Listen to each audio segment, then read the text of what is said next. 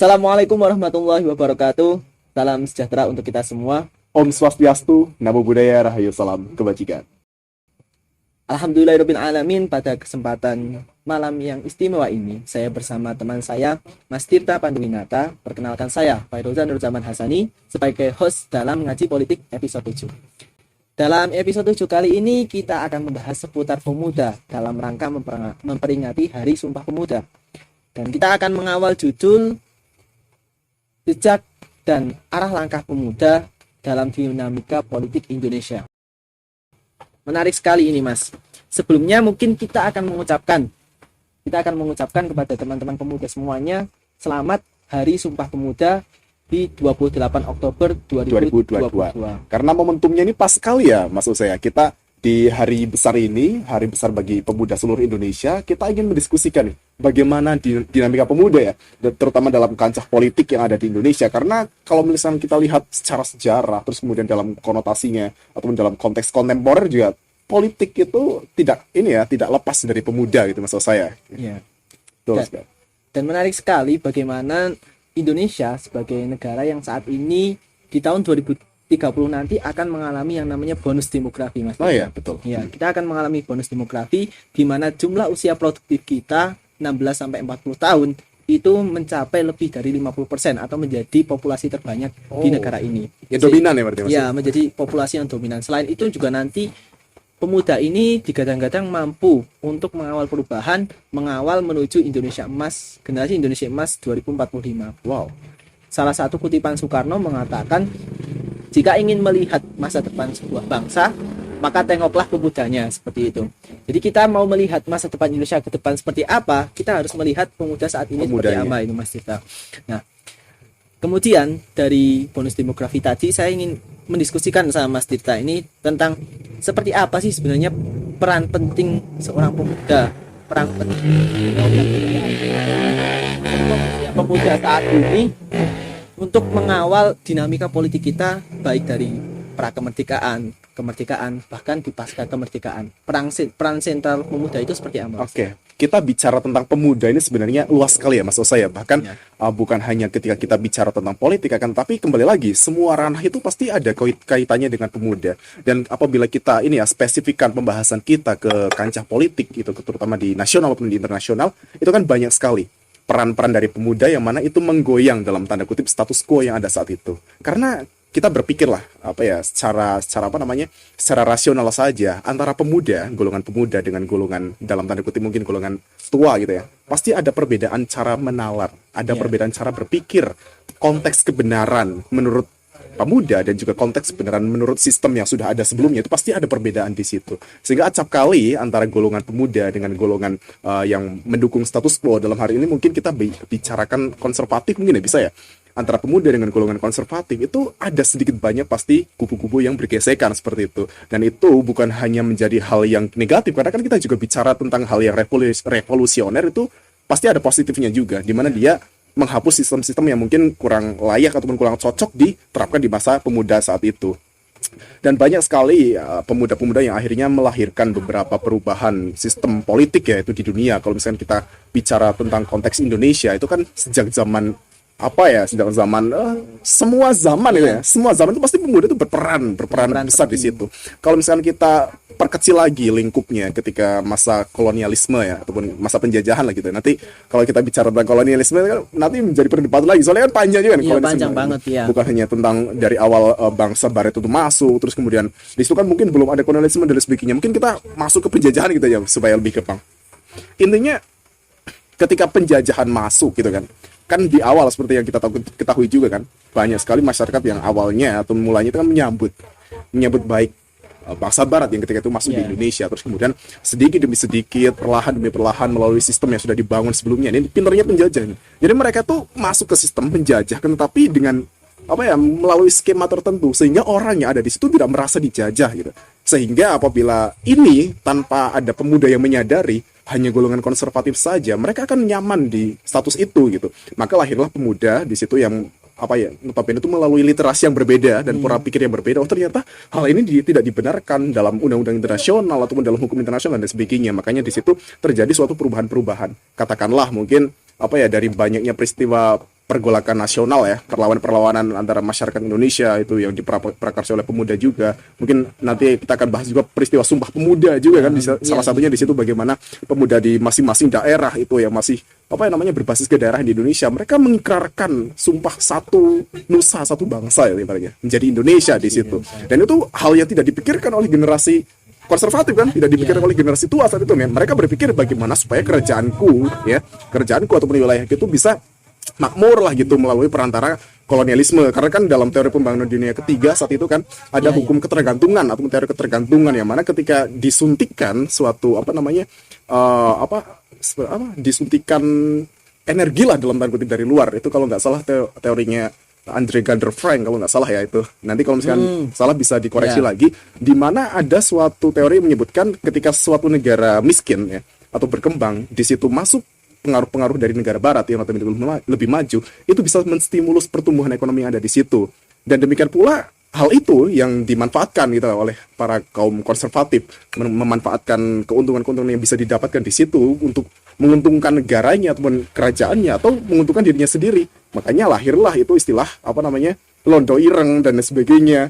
Londo Ireng kan dalam perspektif Belanda itu adalah orang yang pro sistem, ya kan? Artinya orang yang mengatakan Londo Ireng itulah justru yang dalam tanda kutip memberontak kan, memberontak. Dan hal itu kalau misalkan kita konotasikan ke Indonesia, ranah Indonesia, itu adalah pahlawan, dan itu seringkali lahir dari pemuda karena kan secara literasi yang berbeda itu, Mas Osa. Ya, menarik ya apa yang disampaikan Mas Tirta tadi, bagaimana Mas Tirta menyinggung tentang pemuda ini memiliki sikap yang keluar dari konservatif atau keluar dari mungkin budaya yang cenderung kolot atau cenderung tertinggal seperti itu. Nah, mungkin di sini saya juga mau menyinggung ya Mas tentang historiografinya atau kronologinya, bagaimana pemuda ini memiliki peran penting, peran sentral di dalam mungkin prakemerdekaan ya, kita bahas di situ. Nah, terus kalau Najwa Shihab mengatakan ya, jadi sejarah dunia itu ada sejarah pemudanya, sejarah suatu bangsa atau sejarah Indonesia adalah sejarah pemudanya juga. Nah, tadi kita juga berbicara tentang bagaimana peristiwa Sumpah Pemuda di situ. Jadi di tanggal 28 Oktober atau pada hari ini di tahun 1928 saat itu pemuda berkumpul untuk melakukan Sumpah Pemuda yang di mana saat itu diprakarsai oleh pentolan-pentolan atau pemikir-pemikir yang menjadi pemimpin-pemimpin mereka saat itu, Jong Sumatera Bon, kemudian Jong Java Bon dan sebagainya, yang mana itu semua sebenarnya merupakan pergerakan politik yang baru pada saat itu. Karena tadi ya disinggung tentang kerajaan ya Mas ya. Jadi kerajaan kan mereka berpikirnya tentang kemakmuran wilayahnya sendiri, karena raja di situ sudah merasa memiliki wilayah yang menjadi otonominya, menjadi kekuasaannya yang tanpa diganggu gugat seperti itu. Akhirnya mereka meningkatkan militernya, meningkatkan pangannya yang masih individualis gitu. Betul. Nah, tapi karena pemikir-pemikir kita, para founding fathers kita yang sebenarnya memiliki pendidikan, ada yang di Indonesia itu sendiri, ada yang juga ikut berpendidikan di luar, kemudian pulang dari luar itu mendapatkan keilmuan-keilmuan yang di situ mampu untuk bermusyawarah dengan banyak orang. Akhirnya mereka berkumpul untuk mencetuskan Sumpah Pemuda. Jadi menurut saya juga kita nggak boleh memahami terlalu sempit kemerdekaan kita itu berasal dari perjuangan pertumpahan darah saja kayak gitu. Tapi juga di situ ada dialektika, ada perdebatan, ada lobbying yang mungkin pertumpahan kata-kata kayak gitu atau diplomasi antara Indonesia dengan mungkin dimulai dari masing-masing kerajaan atau masing-masing perwakilan di Indonesia, kemudian Indonesia dengan penjajah itu sendiri, dan kemudian nanti dengan berbagai golongan yang kemudian muncul setelah kemerdekaan itu Mas. Nah, itu sebenarnya merupakan peran atau merupakan cara kita meraih kemerdekaan. Nah, terus kalau berbicara tentang pemuda itu ada dalam mengawal dinamika perubahan politik kita. Yang pertama tadi di 1928 para pemuda melepaskan atau berusaha untuk menyatukan menjadi satu identitas baru, yaitu Indonesia, bahasa, bangsa, dan tanah airnya kayak gitu. Kemudian pada tahun 45 di peristiwa Rengas Dengklok ya Mas ya. Nanti di peristiwa Rengas Dengklok itu satu hari sebelum proklamasi tanggal 17 Agustus, para pemuda itu menculik Soekarno-Hatta, dan di situ menekan Soekarno-Hatta untuk besok ayo segera untuk memproklamasikan kemerdekaan kita kayak gitu. Nah, sementara para generasi tua, golongan-golongan tua itu berpikir, wah nanti dulu ini soalnya kita lagi panas lagi saat itu kan Jepang lagi perang Asia Pasifik ya Asia Pasifik, dengan Amerika. Nah, betul sekali. tunggu Jepang menyerah, dan saat itu Jepang kan dibom juga kan. Dibom. Tapi kan pernyataan menyerahnya kan belum kan. Belum. Itu kan Nah, kita tunggu dulu sebentar lagi. Nah, tapi menurut generasi muda saat itu, wah ini Jepang sedang lemah-lemahnya gitu. Bahkan kalau Soekarno mengatakan dalam bukunya Indonesia Merdeka atau Nopo itu ya, salah satu bukunya itu mengatakan ketika perang Asia Pasifik ini pecah, saat itulah kita akan merdeka sebenarnya. Nah, terus si generasi muda ini berpikir kalau kita jangan sampai merdeka itu diberikan gitu Mas. Sebuah hal yang given, tapi ini sebuah hal yang menjadi perjuangan kita gitu, sehingga pada akhirnya glorifikasi kan kalau di Amerika kan glorifikasinya sangat kuat ya. Kuat sekali itu. Di Indonesia ini harapannya adalah nanti generasi yang akan datang itu mengingat bahwa kemerdekaan kita itu nggak diberikan cuma-cuma sama penjajah gitu, tapi benar-benar atas usaha seluruh rakyat Indonesia. Dan sampai sekarang kan bukti seperti itu ya.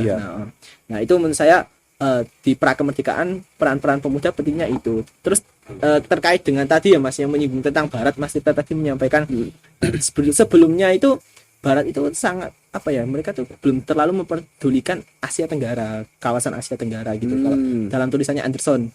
Nah di situ kemudian setelah mereka melakukan penjajahan, kecuali di Thailand ya sebagai negara yang belum pernah dijajah lah seperti itu dalam tanda kutip.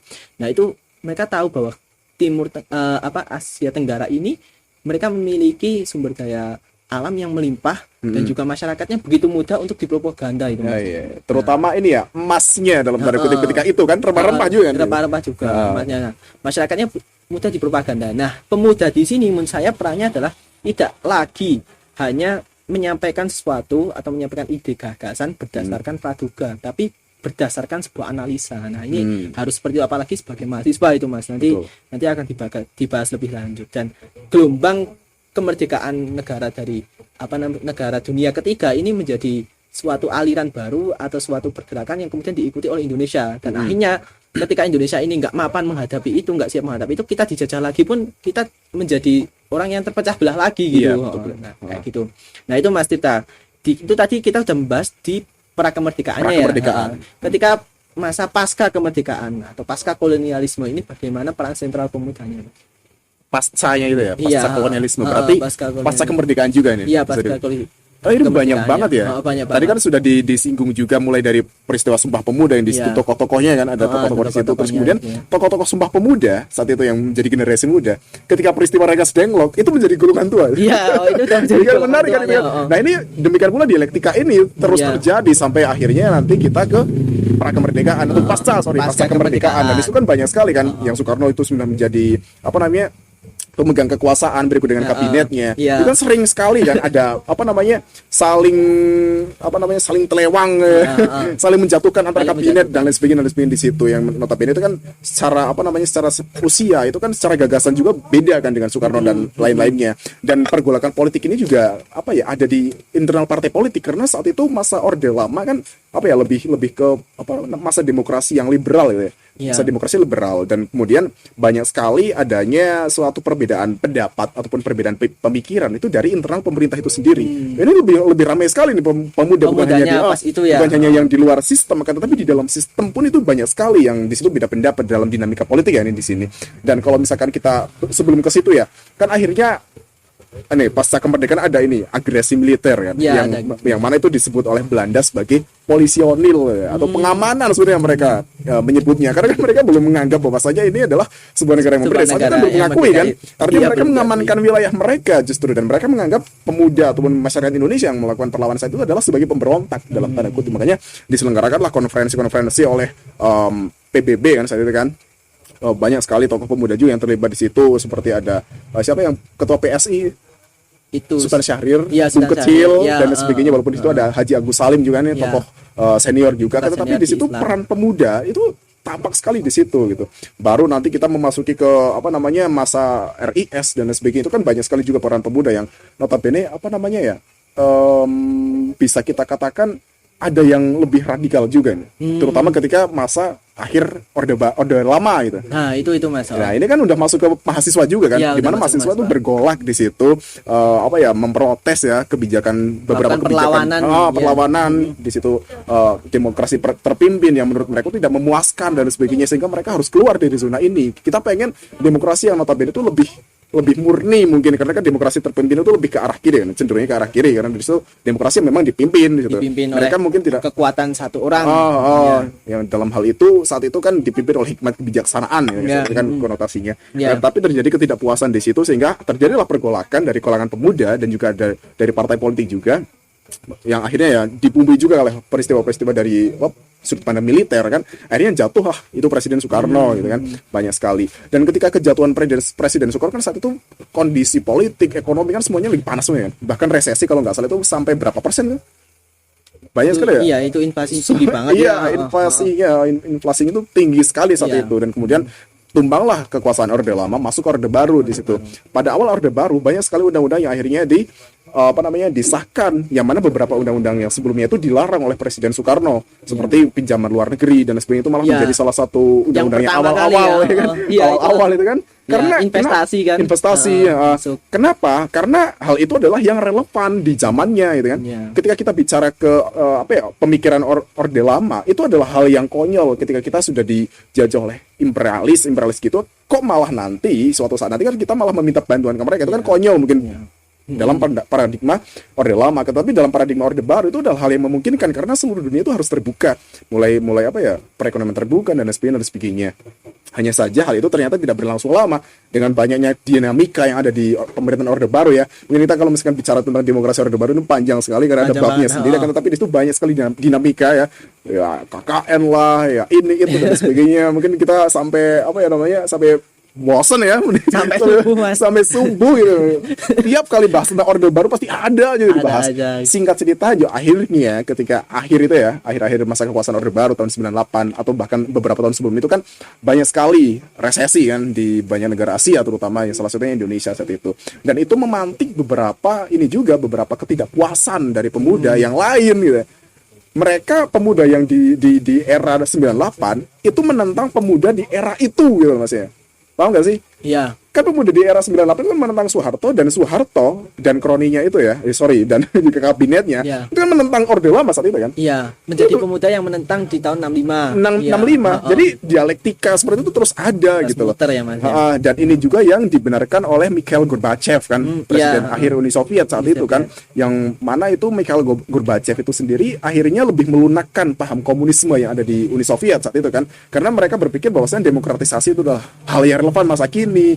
Terus kemudian tangan besi dari komunisme itu sudah hal yang mulai ditinggalkan di dunia karena mereka ataupun Mikhail Gorbachev dan juga teman-temannya dalam tanda kutip kan melihat ternyata secara perkembangan ekonomi negara-negara yang demokrasi secara mungkin entah itu liberal ataupun konstitusional dan sebagainya kan, mungkin lebih ke konstitusional ya. Iya. Secara ekonomi mungkin mereka lebih maju, secara peradaban juga lebih maju, kebebasan berpikir dan sebagainya, sehingga Mikhail Gorbachev gimana caranya supaya nanti pengaruh dari komunisme ini tereduksi gitu loh. Maksudnya mulai masuk nih unsur-unsur demokrasi Ya, gitu. mulai semi-semi Ah, demokrasi dan demokrasi, liberalisme masuk lah. masuk di situ. Ya. Makanya banyak negara-negara yang akhirnya negara-negara bagian dalam tanda kutip ya di Uni Soviet ya, yang itu seperti negara mana saja itu kan udah mulai akhirnya menyatakan referendum kan, merdeka sendiri-sendiri. Ukraina Polandia, juga ya. banyak sekali saat itu, dan kemudian pada akhirnya di tahun berapa akhirnya Soviet itu kan Kayaknya 1980-an apa ya? 80-an, 80-an. Akhirnya kan mereka membubarkan diri kan, Iya, bubar akhirnya seperti itu. Dan kemudian negara ex Uni Soviet saat itu, terutama Ukraina yang saat ini menjadi sorotan, itu kan ala-ala barat kan secara Iya, sistem negaranya. secara sistemnya. Walaupun Rusia memang masih agak ada beberapa unsur Uni Sovietnya kan, tetapi mereka kan udah bukan komunis kan gitu Iya, kan. udah bukan. Nah, itu adalah si Mikhail Gorbachev itu salah satu pemuda kan, tokoh pemuda dari yang sebelumnya kan, Dari yang menentang sebelumnya. kebiasaan-kebiasaan yang itu menurut si Gorbachev dan menurut orang-orang yang di sekitar itu adalah yang relevan saat ini. Namanya pertentangan-pertentangan itu ada. Kalau misalkan di Indonesia dan dunia itu baru nanti kita memasuki masa reformasi hingga Iya. sekarang itu banyak sekali itu Mas Osa. Yes. Oke. Heeh. Ya, menarik sekali ya Mas Tita tadi disampaikan gimana peran pemuda ini mengawal hegemoni perubahan politik di Indonesia kayak gitu. Mm. kemudian lengsernya Soekarno ini juga menjadi momentum yang sangat simbolik ya Mas. Simbolik. Di mana di situ sebenarnya ya tadi pemuda itu benar kata Soekarno emang mencerminkan bagaimana masa depan negara ini gitu. Ketika saat itu tahun 65 pemudanya adalah generasinya Soeharto, tahun 98 dia menjadi generasi tua yang kemudian ditentang oleh para pemuda tahun 98 dan para pemuda tahun 98 saat ini itu menjadi generasi tua yang memimpin negara kita lah, menjadi elit politik negara kita, dan kita saat ini menjadi pemuda yang menyuarakan pertentangan juga, yang juga gandrung saat gandrung keadilan lah, mungkin katakanlah seperti itu. Betul sekali. Jadi emang muter, dan nanti kita juga, saya Mas Tita dan teman-teman yang lain seusia kita ya, mungkin katakanlah generasi Z atau generasi milenial lah mungkin sebelumnya, itu juga suatu saat kita akan yang berada di di ranah-ranah strategis negara kita, dan kita juga akan ditantang atau ditentang atau dilawan, dikritik oleh generasi pemuda mungkin 10 tahun 20 tahun yang akan datang kayak gitu. Jadi muter kayak gitu ya. Dialektikanya muter, selalu ada. Dialektika itu muter dan selalu ada. Nah, mungkin menambahi sedikit di masa tadi nggih, Orde Lama dan di situ mungkin Orde Baru juga. Bagaimana peran pemuda ini memegang peran yang sangat sentral. Kenapa? Karena satu nggih, pemuda itu memiliki gagasan pemikiran yang dia itu sangat ambisius terhadap perubahan, Mas. Nah, jadi menurut saya ketika generasi tua katakanlah bukan dari kelompok pemuda, mereka itu cenderung berpikir nyaman dengan status quo tadi yang disampaikan Mas Dika, nyaman dengan status quo, karena ya mau ngapain lagi, kita nggak usah terlalu banyak melakukan pergerakan gitu, karena apalagi ketika dia sudah memperoleh jabatannya, memperoleh tujuannya, dia akan cenderung untuk menetap kayak gitu. Ya gimana yang mungkin yang disampaikan ketika Muhammad Hatta saat itu mengundurkan diri dari kursi wakil presiden Indonesia kan, itu kan Muhammad Hatta sudah bukan sebagai generasi muda lagi kan. Ketika mungkin saat dulu kan dia menjadi palang pintunya atau panutan di Sumatera lah seperti itu. Tapi pada saat itu akhirnya Muhammad Hatta hanya mampu mengkritik dengan tulisan-tulisan saat itu, dengan tulisannya dia hanya mampu seperti itu gitu, dan menurut saya inilah kenapa harus anak muda yang mengawal perubahan, karena anak muda itu orang yang cenderung tidak nyaman dengan status quo-nya, lebih peka dengan perubahan, apalagi ketika kita dibekali dengan literasi yang mumpuni seperti di Mas Tita ya. Ini Mas Tita juga salah satu tokoh pemuda yang literasinya juga sangat baik sekali, di mana di situ melihat dia mengajari saya nih.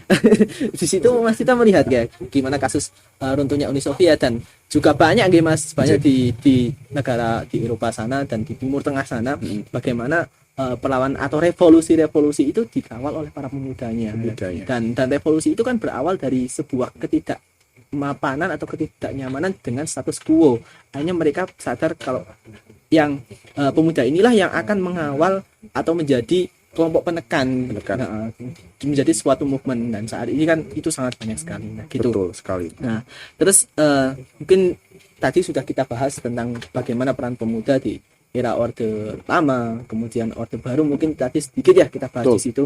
Dimana kalau di Orde Baru mungkin lebih ke pembatasan gerak nih Mas ya. Pembatasan gerak dari para pemuda ini, kita berorganisasi, berpartai politik, bahkan mendirikan suatu ormas gitu, susah banget saat itu. Mungkin pemuda menjadi terkekang di saat itu. Akhirnya juga banyak kasus-kasus penculikan, terus bahkan pembunuhan atau penangkapan kayak gitu oleh aksi-aksi dari para pemuda. Petrus. Itu mungkin di lain waktu kita akan bahas tentang Petrus di reformasi, reformasi dan nanti mungkin sampai ke reformasi di korupsi yang sampai saat ini kita masih memperjuangkannya kayak gitu. Menarik sekali. Terus lanjut di bagaimana pemuda saat ini itu kita mau mengawal peradaban ini Mas. Jadi menurut saya ada 3 hal gitu. Jadi pemuda ini membangun peradaban, terus mengawal perubahan, dan menjaga keadilan. Nah, ini tiga hal pokok yang menjadi satu tujuan kita sebagai seorang pemuda. Nah, kita memaknai pasca reformasi bagaimana peran sentral pemuda dengan 3 tujuan ini itu bisa tetap relevan gitu Mas. Dan kenapa harus anak muda sih yang melakukan itu, yang menjadi aktor perubahan itu? Kenapa harus anak muda? Kenapa kita tidak menjadi orang yang ya tinggal nonton, duduk santai mawon? Artinya perubahan juga pasti akan terjadi. Tapi kenapa kita yang juga harus selalu turun tangan, bahkan turun ke jalan ke situ, dan bahkan melakukan pemikiran yang itu akan membuat Indonesia ini menjadi lebih baik. Pasti kita kalau seperti ini bagaimana? Oke, mungkin analoginya hampir seperti ini ya. Ini klasik sekali. Mungkin kita bicara tentang Karl Marx, ada Das Kapital di situ dan lain sebagainya. Banyak sekali kan di situ. Di mana Karl Marx mencetuskan sistem ekonomi yang dinilai menurut dia itu relevan gitu ya, menentang adanya perbedaan kelas dan sebagainya. Hanya saja ketika zaman Karl Marx masih hidup, konsep itu kan tidak diterapkan saat itu kan. Ya. Bahkan ketika Karl Marx meninggal, itu kan dalam keadaan dalam tanda kutip miskin ya. Meninggal dalam tanda kutip miskin. Ya. Kenapa? Karena ini adalah suatu gagasan yang kemudian tidak dimotori gitu. Tidak dimotori dengan suatu gerakan. Nah. Makanya selang beberapa tahun setelah itu ada satu orang namanya siapa? Lenin kan. Ya, Lenin. Frederick Ilyich Ulyanov kalau nggak salah itu namanya Ya. kan. Lenin kemudian yang menjadi bapak komunisme kan. bapak komunisme. Dia kan menerjemahkan juga kan, Gagasannya menerjemahkan gagasannya Karl Marx dan juga merevisi beberapa Ya. di situ. Terus dia Ibaratnya bikin itu ya. di situ dia laksanakan di situ, akhirnya terciptalah suatu aksi dan terciptalah suatu perubahan yang mana perubahan itu bahkan berakar dari gagasan yang dalam tanda kutip kurang laku saat itu. Ya sekarang makan saat itu kan kurang laku saat itu karena bahkan dia dibuang ya kan, dibuang dari Karl Marx-nya Jermannya. yang bahkan saat ini mungkin komunisme kan masih masih ada lah gerakannya Masih ada secara gerakannya. resmi. Dan itu dipuja-puja tapi saat itu malah melarat gitu Betul kan. sekali. Malah Dan susah. betul sekali, dan hal ini juga lah yang terjadi di Indonesia ketika transisi antara Orde Baru dan juga reformasi. Karena di situ kan ketika Orde Baru kita dari 3 pilar itu tadi apa saja yang pertama? Membangun peradaban, Menurut peradaban, mengawal perubahan, menjaga keadilan. Secara substansial ya, mungkin itu kita bisa kategorisasikan mungkin kita bahas secara spesifik nanti akan, tapi secara general itu kan erat kaitannya dengan kehidupan state ya, dalam state itu sendiri. Dan dalam state-nya kita itu kebetulan sekali kan, itu adalah prinsip demokrasi. Dan itu demokrasi juga sudah ada sejak masa Orde Baru, di mana saat itu demokrasi Pancasila gitu kan. Akan tetapi kenapa sih dengan judul demokrasi Pancasila ternyata saat itu tuh belum dinilai relevan, terutama setelah itu tumbang. Awal reformasi banyak sekali undang-undang yang dirubah, mulai dari otonomi daerah, mulai dari partisipasi masyarakat, terutama salah satunya adalah pemuda dan sebagainya, itu banyak sekali. Dan hal itulah yang kemudian dimotori oleh pemuda ya. Bagaimana caranya supaya hal ini tuh bisa jalan ya. Secara konseptual kan tadi kan ada nih, Karl Marx itu ibaratnya kan secara gagasan kan di Orde Baru udah ada nih, demokrasi sudah ada angan-angan Orde Baru pada masa Orde Baru kan, tapi pelaksanaannya itu kan pecah ketika reformasi. Di situ ada perbaikan-perbaikan, dan di situ yang melakukan perbaikan kan nggak semuanya orang yang telah nyaman di status quo Orde Baru kan, atau bahkan mungkin nggak mungkin kan yang udah nyaman terus kemudian aku pengen merubah nih, aku terlalu nyaman gitu. Malah pada saat itu tuh banyak ilmuwan politik kita, khususnya ilmuwan politik yang udah tua lah kayak gitu tuh nggak nyangka Soeharto bisa runtuh gitu. Udah sekuat itu juga kan secara itu. sistem kan, tapi ternyata masih bisa runtuh saat itu. Dan bagaimana caranya supaya pemuda itu bisa mengawal perubahan, mengawal peradaban, perubahan, dan juga secara justice, secara keadilan dan sebagainya kan ada tertuang dalam kehidupan demokratisasi di situ. Kita bicara mengenai aturan, rules ataupun undang-undang yang notabene kan negara kita kan rule of law kan. Itu semua kan adalah produk dari politik ya. Itu kan nggak serta-merta, walaupun kita bicara tentang KUHP itu sudah sejak zaman Belanda dan sebagainya kan, tapi dalam prosesnya itu adalah rule of law itu melalui mekanisme politik di situ. Dan politiknya kita itu bagaimana? Sistemnya kita kan demokrasi. Demokratis kan ibaratnya kan, masyarakat yang ataupun rakyat yang kekuasaan tertinggi memformulasikan aturan-aturan tersebut gitu kan. Makanya gimana caranya supaya nanti keadilan itu bisa tercapai dengan sebaik mungkin dan lain sebagainya, itu adalah peran pemuda dalam sistem politiknya itu. Dan aku malah tertarik dengan isu ini sih Mas Osa, secara kontemporer ya belakangan ini. Mungkin kan kita bicara soal idealisme pemuda saat itu kan tinggi sekali kan, bagaimana supaya merubah ini itu dan sebagainya. Tapi dalam praktiknya saat ini ya, kontemporernya saat ini, banyak pemuda yang justru kita bisa katakan apatis gitu ya.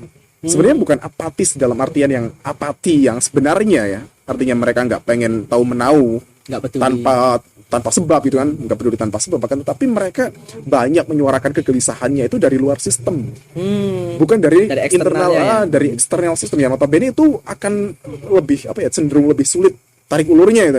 Dalam rangka mungkin itu yang tentang politik dan sebagainya, yang dalam sistem ini malah justru jarang sekali. Itulah kenapa perubahan kita pada awal reformasi sampai saat ini tuh cenderung lambat gitu perubahannya, karena banyak pemuda yang notabene itu mereka bergerak di luar sistem. Dan mereka seolah kontradiktif dengan sistem yang ada gitu. Sebagai contoh ya, ngopo sih iki ngono tak milih barangan ya. meh pilihan ngopo iki mau padha Golput wae aja. paling ya golput wae dan sebagainya. Itu kan enggak satu langkah yang ya, sah-sah aja kan, sah-sah Sah-sah aja itu aja. menjadi hak politik kalian kalau mau golput ataupun apa di situ kan. Tapi kan itu adalah bukan solusi kan. Karena itu apa ya akan memperlambat apa argumentasi kalian, tesis kalian di situ supaya bisa diterapkan melalui sistem. Kalian mau menerapkan apa kalau misalnya dari luar sistem? Walaupun itu termasuk salah satu kehidupan demokrasi kan di situ. Tapi kalau misalkan di luar itu akan lebih sulit perjuangannya. Kita menentang orang yang konservatif, orang yang bertahan di status quo, yang mana orang yang status quo itu melalui rules, melalui aturan, melalui sistem. Kita menentangnya dari luar itu akan sulit. Gitu. Yang menarik malah di situ yang saya agak prihatin dengan kondisi pemuda saat ini. Gitu, maksudnya. Sebagian ya, walaupun nggak semuanya kan itu. Itu Mas Osa. Menurut Mas Osa gimana nih Mas Osa? Nah, menarik ya tadi disampaikan bagaimana demokrasi ini yang tadinya merupakan suatu ide atau gagasan yang saat itu dikatakan belum relevan ya Mas. Kemudian Betul. baru relevan pasca reformasi. Yang sebenarnya demokrasi ini sudah mulai diterapkan di beberapa negara, tapi pas Soeharto itu sulit banget untuk bergerak ide ini. Hanya pemuda yang mengawal itu dan melakukan pertentangan gerakan dari akar rumput di jalan dan sebagainya, dan hanya tercapailah perubahan lewat reformasi. Nah, tapi yang menarik dari isu yang tadi disampaikan kontemporer Mas Tirta itu, saya juga sepakat. Kalau di Islam kan ada satu dalil rijalul yaum subhanul yaum rijalul ghad. Kalau pemuda saat ini itu pemimpin di masa depan. Nah, kemudian ketika kita memimpin masa depan, kita nggak setuju dengan kebijakan yang disampaikan pemerintah, tapi mengawalnya dari eksternal di perubahan sosial politik kita, itu selain geraknya lambat, juga eksternal itu nggak memiliki power dan nggak memiliki legitimasi, nggak memiliki legitimasi dalam merumuskan undang-undang, dalam di situ menerapkan undang-undang dan bahkan merevisi kayak gitu. Walaupun mereka tuh secara secara posisi itu menjadi interest group kan, menjadi kelompok kepentingan yang bisa menekan juga, akan tapi ini kan hanya sebatas perekan. Yang attempt di situ kan tetap yang di dalam sistem ya kan. Di dalam sistem pemerintahan. Nah, terus gini juga, mungkin kalau saya pernah dapat dalam salah satu mata kuliah juga pada tahun 98, mungkin kita kadang menilai perubahan itu dikawal kebanyakan oleh para pemudanya dengan menduduki gedung DPR dan sebagainya. Tapi dalam satu mata kuliah saya itu disampaikan sebenarnya itu hanya sebuah penekanan aja bagi Soeharto dan kroninya saat itu. Mereka merasa tenang aja dengan pemuda yang turun ke jalan dan sebagainya, itu malah menyebabkan kekerasan dan sebagainya kan itu. Tapi yang sebenarnya mampu untuk mengawal perubahan sebenarnya pada saat itu adalah lawan politik Soeharto yang ada Gus Dur, ada Megawati yang saat ini masih generasi muda lah, katakan lagi Amin Rais. Itu mereka itulah yang membantu atau yang kemudian akhirnya reformasi ini bisa terwujud. Bukan lewat gerakan mahasiswa, gerakan buruh dan sebagainya. Itu hanya penekan aja. Ya, tapi ketika menjadi lawan politik dan kamu bersaing di satu meja, satu forum dengan gagasan, dengan kualitas, dengan isu-isu, ide-ide yang itu mampu untuk diterapkan, disitulah kamu bisa mencapai perubahan. Walaupun mereka dalam dua unsur ini saling saling melengkapi pemuda yang di melakukan aksi saat itu kan menduduki gedung DPR MPR dan sebagainya itu berkolaborasi dengan yang internal sistem melalui partai, kan ada dari Amin Rais, PAN dan sebagainya kan. Mereka berkolaborasi, tetapi yang di situ sampai berhadapan lah ibaratnya negosiasi seperti itu kan by system juga. Sistem yang masuk ke sistemnya. Nah, ini juga menjadi PR lah kayak gitu. Ketika pemuda itu masuk ke sistem, jangan sampai ide atau gagasan yang dikawal dia ketika dia di luar sistem itu terus terdegradasi, terus luntur, itu masih bahaya. Ini yang menjadi masalah. Ibarat sudah sudah kecipratan basah, mandi sekalian ini. Yang dikhawatirkan seperti ini. Yang dikhawatirkan ketika kita di luar sistem, kita pengen misal partisipasi masyarakat itu ditingkatkan dengan pemilu langsung yang luber judi 100% atau menolak adanya money politik misal kayak gitu.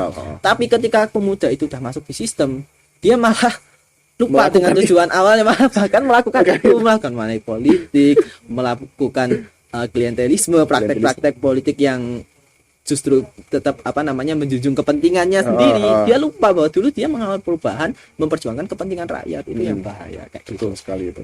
Itu isu yang menurut saya saat ini juga kerap dilakukan oleh politisi kita yang sebenarnya dulu terang-terangan melakukan perlawanan pada saat reformasi dan sebagainya, tapi sekarang mereka juga terang-terangan melakukan hal yang dulu mereka tolak gitu.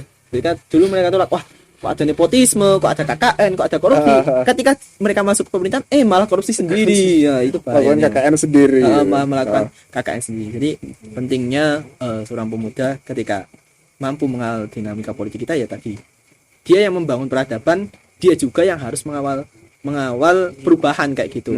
Jadi membangun peradaban yang memiliki literasi yang cukup, memiliki pengalaman yang baik dimanapun bidangnya, kemudian mengawal perubahan ya ketika ada sesuatu yang tidak sesuai ya kita turun, kita kawal, kita melakukan aksi, itu pemuda.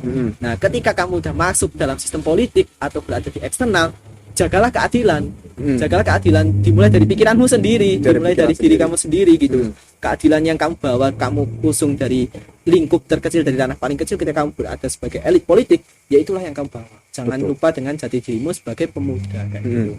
Hanya saja ini sih ya Mas Osa, mungkin perubahan yang tercipta di situ itu kan perubahan dari generasi kan, dari satu generasi ke generasi yang selanjutnya, dari satu generasi ke generasi dua dan sebagainya. Itu kan lama sekali. Lama-lama pergantian apa ya, bukan lama-lama tapi durasi lah mungkin ya.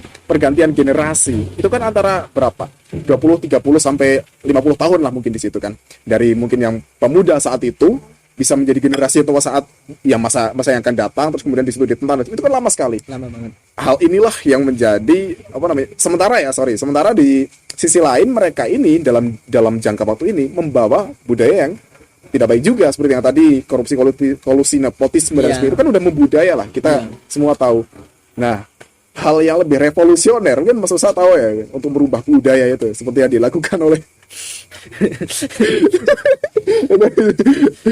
saat itu kan di Cina kan, di mana terjadi suatu ketidakmapanan juga karena ada budaya ini itu dan sebagainya. Terjadilah revolusi kebudayaan gitu. Revolusioner sekali nih. Wah, ini kira-kira kalau misalkan perubahan secara evolusioner menunggu pemuda ini sadar dari generasi ke generasi lain itu kelamaan. Makanya terjadi revolusi kebudayaan mau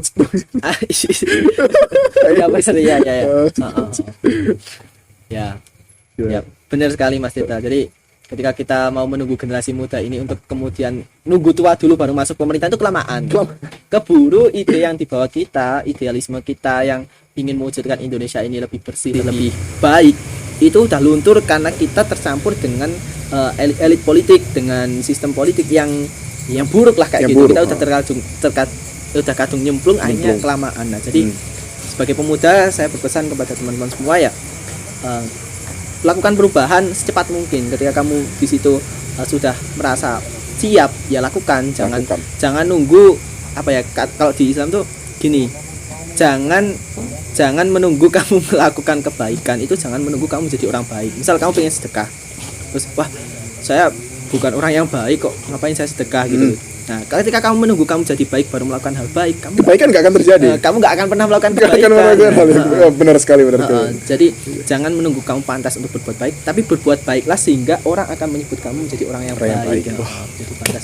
Luar biasa. Mungkin itu ya teman-teman semua. Terima kasih telah mendengarkan Ngaji Politik di Jejak dan Arah Langkah Pemuda. Mungkin ini akan menjadi series nanti ya dengan isu-isu pemuda dan mungkin pemilu juga. Karena udah memasuki tahun-tahun politik, tahun-tahun politik. Nah, sekali lagi selamat Hari Sumpah Pemuda. Mari kita merayakan Sumpah Pemuda ini dengan semangat mengawal arus perubahan tanpa meninggalkan idealisme kita sebagai pemuda yang menentang ketidakadilan. Betul sekali. Ya. Sekian dari saya di Ngaji Politik. Sampai jumpa di episode selanjutnya. Terima kasih. Wassalamualaikum warahmatullahi wabarakatuh. Makasih Mas Osa. Ya, makasih Mas Tita.